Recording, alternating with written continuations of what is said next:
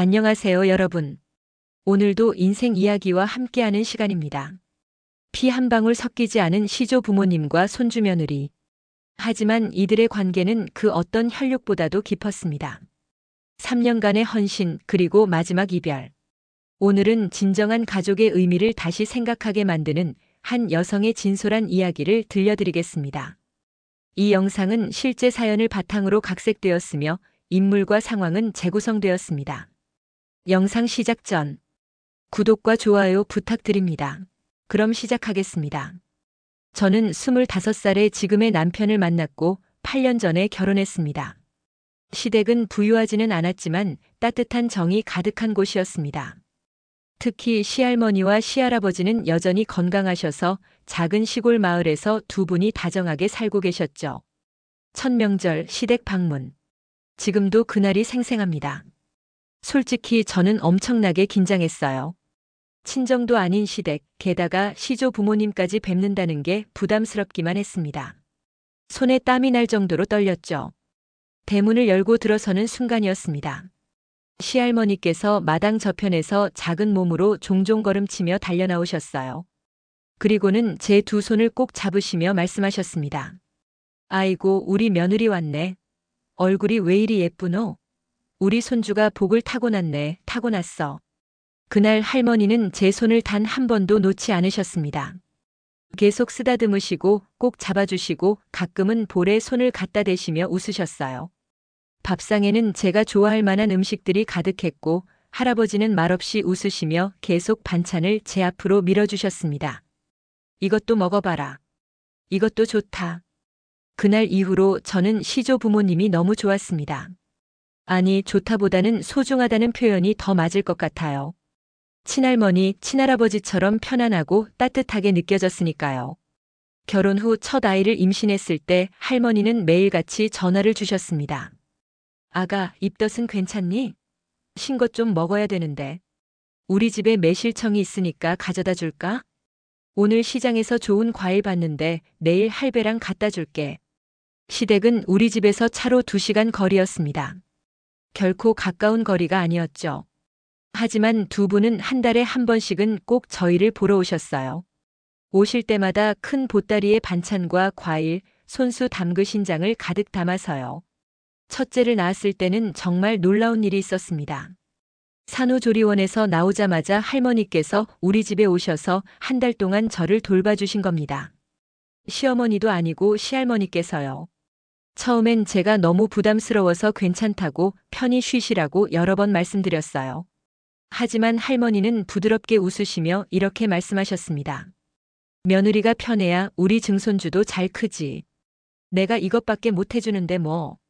그냥 내 새끼 돌보듯 하는 거니까 신경 쓰지 말거라. 그 한 달 동안 할머니가 해주신 일들을 저는 평생 잊을 수 없습니다. 새벽같이 일어나 정성껏 미역국을 끓여주시고 아기가 울 때마다 저보다 먼저 달려가 안아주시고 빨래까지 다 해주셨어요. 밤중에 제가 수유하느라 일어나면 어둠 속에서 할머니도 조용히 일어나 주방으로 가셔서 따뜻한 물 한 잔을 준비해 오셨습니다. 산모는 찬물 먹으면 안 되지. 따뜻한 거 마셔야 몸에 좋아. 그때부터였던 것 같습니다. 시할머니, 시할아버지가 정말 제 친할머니, 친할아버지처럼 느껴지기 시작한 게 첫째가 돌을 지나고 저는 자주 시골 집을 찾아갔습니다. 남편은 주말에 일이 있어서 못 갈 때가 많았지만 저는 아이를 데리고 혼자서라도 내려갔어요. 그만큼 두 분이 좋았고 그만큼 보고 싶었습니다. 할머니는 제가 올 때마다 환하게 웃으시며 맞아주셨습니다. 우리 손주 며느리가 왔네. 아이고, 증손주 얼굴 좀 보자. 할매가 얼마나 보고 싶었는데. 할아버지는 말씀이 별로 없으셨지만 제가 오면 마당 한쪽 텃밭에서 갓 딴 싱싱한 채소들을 한 보따리씩 정성스럽게 싸주시곤 했습니다. 상추, 깻잎, 고추, 가지. 두 분의 손길이 닿은 모든 것들이 저에게는 소중했습니다. 둘째를 임신했을 때도 마찬가지였습니다. 할머니는 제가 힘들까봐 걱정하시면서도 증손주가 하나 더 생긴다는 사실에 너무 기뻐하셨어요. 아가, 우리 집에 와서 푹 쉬었다 가거라. 할매가 맛있는 거 많이 해줄게. 그렇게 저는 틈만 나면 시골집으로 내려갔고 두 분과 함께 많은 시간을 보냈습니다. 그 시간들이 제 인생에서 가장 따뜻하고 행복한 순간들이었습니다.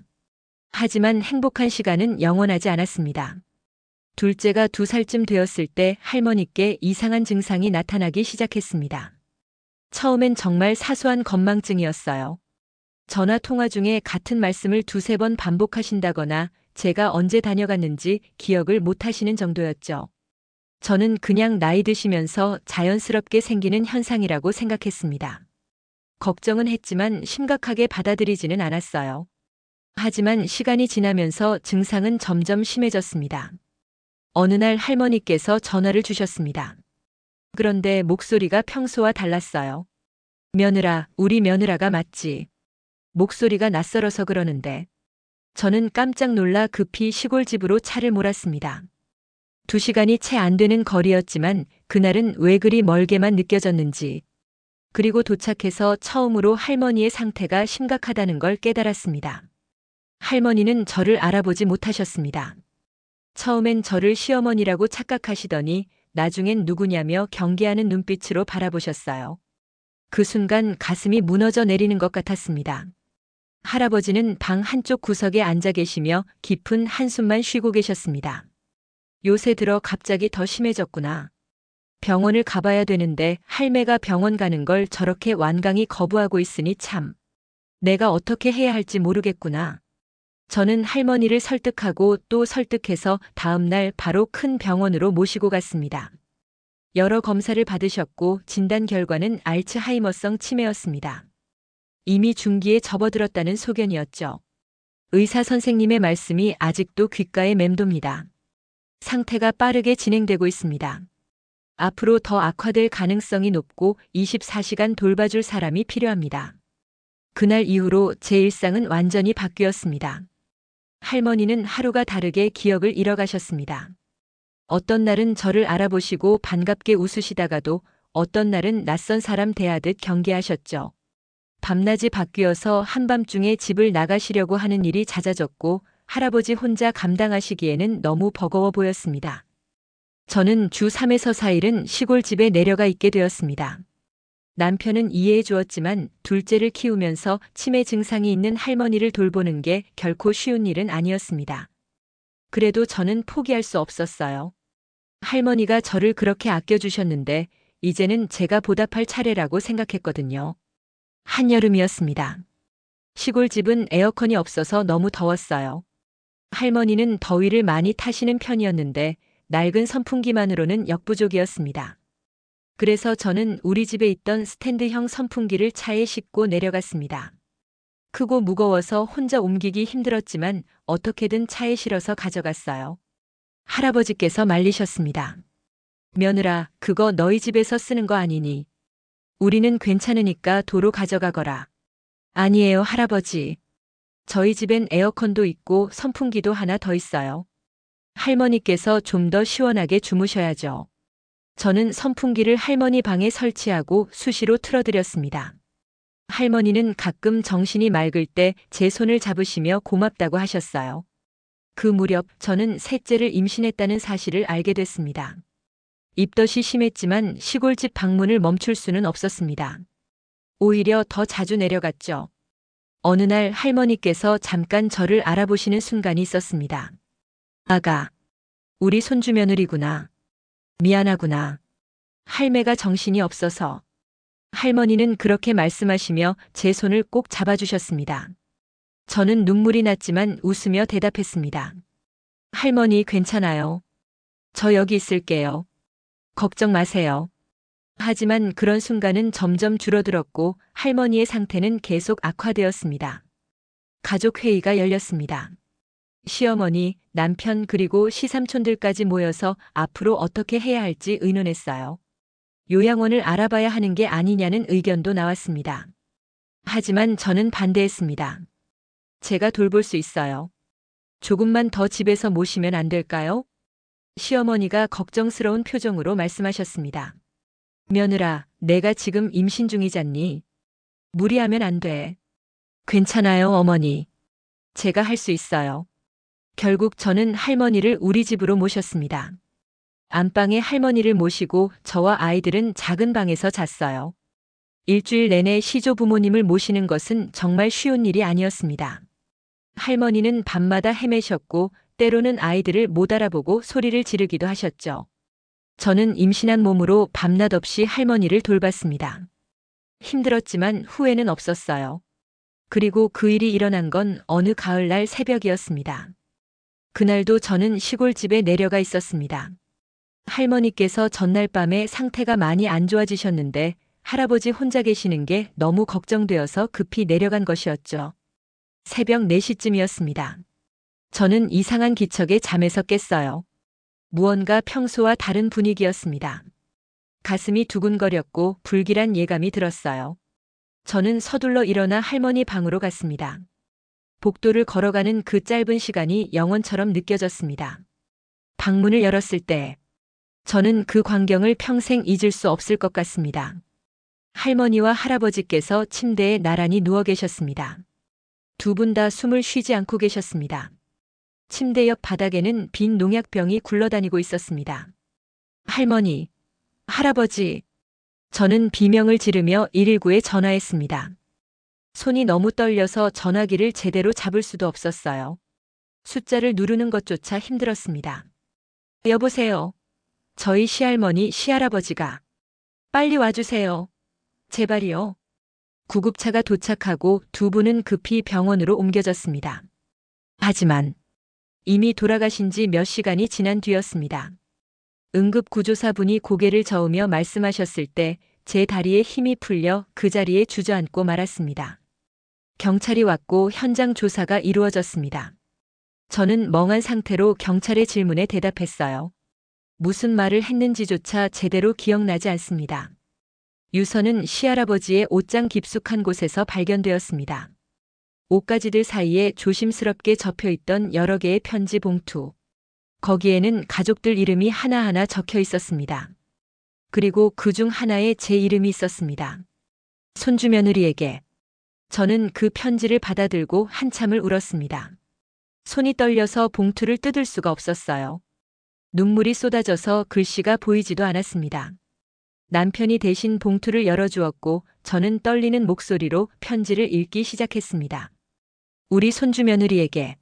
며느라가 정말 미안하고 고맙구나. 내가 이 글을 쓰는 지금도 손이 떨려서 글씨가 제대로 써지지 않는구나. 하지만 꼭 이 말은 남기고 싶구나. 내가 우리한테 얼마나 잘해줬는지 할매나 나나 너무 잘 알고 있단다. 친할머니, 친할아버지한테도 그렇게 못할 텐데 우리 착한 아가는 손주 며느리인데도 우리를 진짜 가족처럼 대해줬지. 한여름에 선풍기를 가지고 와서 틀어주던 모습, 입덧하면서도 우리를 보러 와주던 모습, 일주일 내내 우리를 집에서 돌봐주던 모습, 다 기억한단다. 근데 아가 할매 상태가 너무 안 좋아. 이제는 나도 우리 예쁜 손주 며느리도 할매 자신도 못 알아보는구나. 밤마다 헤매고 소리 지르고. 이런 모습을 우리 예쁜 손주 며느리가 계속 봐야 한다는 게 너무너무 괴롭구나. 할매가 잠깐 정신이 돌아왔을 때 할애비랑 많은 얘기를 했단다. 우리 둘이 함께 가는 게 맞는 것 같다고. 손주 며느리한테는 정말 미안하게 됐구나. 우리가 이기적인 선택을 하는 것 같아서. 하지만 이게 우리한테는 최선인 것 같구나. 아가, 우리 통장에 있는 돈 있지? 얼마 안 되지만 그거 우리 착한 손주 며느리가 가져. 곧 태어날 우리 증손주 분유값으로 쓰고 아이들한테 맛있는 것도 사주고 그래. 아가, 정말 고마웠어. 손녀 같은 손주 며느리를 둔 게 우리 인생 말년의 가장 큰 축복이었단다. 건강하게 아기 낳고 행복하게 잘 살아주렴. 우리는 하늘에서 너희 가족 행복하게 잘 사는 모습 지켜보고 있을게. 할아버지, 할머니가. 저는 편지를 읽다가 그만 주저앉아 버렸습니다. 임신한 배를 안고 바닥에 앉아 저는 한참을 울었습니다. 제가 더 잘해드렸어야 했는데. 제가 더 자주 내려왔어야 했는데. 남편이 저를 안아주었지만 저는 진정이 되지 않았습니다. 제 잘못인 것 같았어요. 제가 더 잘했더라면 두 분이 이런 선택을 하지 않으셨을 거라고 생각했습니다. 장례는 3일장으로 치러졌습니다. 저는 임신 7개월의 몸이었지만 사흘 내내 영정 앞을 지켰습니다. 시어머니께서 걱정하며 쉬라고 하셨지만 저는 그 자리를 떠날 수가 없었습니다. 조문객들이 오셨을 때 많은 분들이 저를 보고 놀라셨습니다. 손주 며느리라며? 친손녀도 저렇게는 못하는데. 임신 중인데 저렇게 있으면 어떡하나. 어떤 분은 제게 다가와 조용히 말씀하셨어요. 할아버지, 할머니께서 생전에 며느리 자랑 정말 많이 하셨어요. 손주 며느리가 친손녀보다 더 잘한다고 복받을 거라고. 두 분이 얼마나 며느리를 자랑스러워 하셨는지 몰라요. 그 말을 듣고 저는 또 눈물이 났습니다. 두 분은 저를 자랑스러워 하셨는데 저는 두 분을 지켜드리지 못했다는 생각에 가슴이 무너져 내렸습니다. 장례를 치르고 집에 돌아온 후에도 저는 한동안 울기만 했습니다. 밥을 먹다가도 아이들을 재우다가도 문득 할머니와 할아버지 생각이 나면 눈물을 참을 수가 없었습니다. 할아버지가 남기신 통장에는 300만 원 정도가 들어 있었습니다. 저는 그 돈을 만질 수가 없었어요. 그냥 서랍 깊숙이 넣어두고 한참을 그대로 뒀습니다. 그 돈을 쓰는 순간 정말 두 분이 떠나셨다는 걸 인정해야 할 것 같아서요. 셋째를 낳고 나서야 저는 그 돈을 꺼냈습니다. 할아버지 말씀대로 아기 분유를 사고 아이들 옷을 사는 데 썼습니다. 돈을 쓸 때마다 눈물이 났지만 그게 두 분의 마지막 바람이라는 걸 알기에 너무도 소중하게 사용했습니다. 분유 한 통을 살 때마다 아이들 옷 한 벌을 살 때마다 저는 두 분을 떠올렸습니다. 그리고 마음속으로 말했어요. 할머니, 할아버지 잘 쓰고 있어요. 고맙습니다. 그로부터 3년이 지난 지금 저는 새 아이의 엄마가 되었습니다. 아이들이 가끔 물어봅니다. 엄마, 증조할머니, 증조할아버지는 어디 계셔? 그럴 때마다 저는 아이들에게 이야기해 줍니다. 증조할머니, 증조할아버지가 얼마나 좋으신 분들이었는지, 우리를 얼마나 예뻐하고 사랑해 주셨는지를. 증조할머니, 증조할아버지는 지금 하늘나라에서 우리를 지켜보고 계셔. 우리가 행복하게 사는 모습을 보시면 정말 기뻐하실 거야.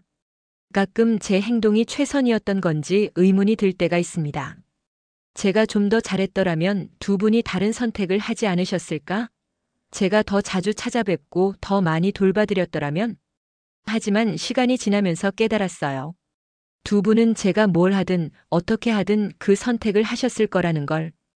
그건 저 때문이 아니라 자식들을 사랑하는 부모의 마음, 가족을 걱정하고 미안해하는 마음 때문이었다는 걸. 지금도 저는 가끔 시골집에 내려갑니다. 아이들을 데리고 가서 두 분의 산소를 찾아뵙죠. 할머니, 할아버지, 저희 왔어요. 아이들 잘 크고 있어요. 걱정 마세요. 그리고 아이들과 함께 인사를 드립니다. 큰아이는 이제 할머니, 할아버지의 이야기를 조금씩 이해하기 시작했어요. 가끔 산소 앞에서 이렇게 말합니다. 증조할머니, 증조할아버지, 엄마가 두 분 정말 좋아했대요. 저도 두 분 뵙고 싶어요. 그럴 때마다 저는 아이의 머리를 쓰다듬으며 생각합니다. 두 분도 이 모습을 보시면 좋아하실 거라고. 시조 부모님과 함께한 시간은 제 인생에서 가장 소중한 추억입니다. 비록 마지막은 너무나 아팠지만 그 시간들이 저를 더욱 성숙하게 만들었고 가족의 의미를 다시 생각하게 했습니다. 피 한 방울 섞이지 않았지만 진짜 가족처럼 사랑하고 사랑받았던 그 시간들. 한여름 선풍기를 들고 가던 날, 입덧하면서도 시골집으로 향하던 날, 밤새 할머니를 돌보던 날들. 그 모든 순간이 지금의 저를 만들었습니다. 저는 그 시간들을 평생 잊지 않을 겁니다. 그리고 제 아이들에게도 알려줄 거예요. 가족이란 피로만 이어지는 게 아니라 마음으로 이어지는 거라는 걸. 사랑으로 이어지는 거라는 걸. 할머니, 할아버지. 저 잘 살고 있어요. 아이들도 건강하게 잘 자라고 있고요. 두 분이 남겨주신 사랑으로 저도 제 아이들을 더욱 사랑하며 살고 있습니다. 하늘에서 지켜봐 주세요. 우리 가족 행복하게 잘 살겠습니다. 마지막 편지에 쓰셨던 것처럼 두 분을 만난 건 정말 축복이었습니다. 제게도 그리고 우리 아이들에게도요. 고맙습니다. 그리고 사랑합니다.